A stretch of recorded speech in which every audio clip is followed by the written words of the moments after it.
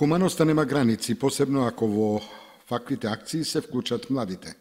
Таква акција со хуманитарен карактер денеска беше организирана и во Средното општинско училиште Јане Сандански во Штип.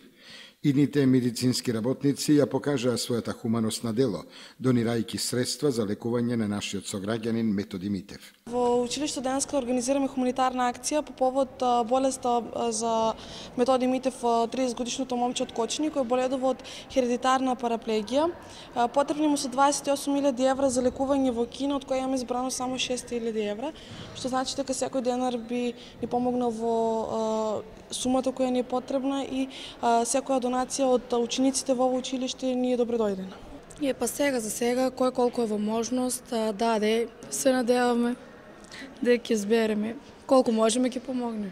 Поднесовме барање до директорот и тој го одобри да се спроведе акција колку можеме да му помогнеме. Се надеваме дека ќе прошириме акцијата и по другите училишта, да му помогнеме да ги собереме потребните средства и да оди на лекување.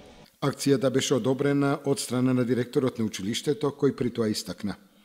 Ние секоја година имаме 5 до 6 акции хуманитарни за различни причини, произлегуваат и од наставниците, произлегуваат и од учениците. Во главно се работи за помош на млади луѓе кои имаат проблем со здравствени проблеми. Инаку, ова акција, која има хуманитарен карактер и беше наменета за нашиот сограѓанин Методи Митев за лекување во Кина, беше поддржана и од наставниците во ова Средно општинско училиште во Штип.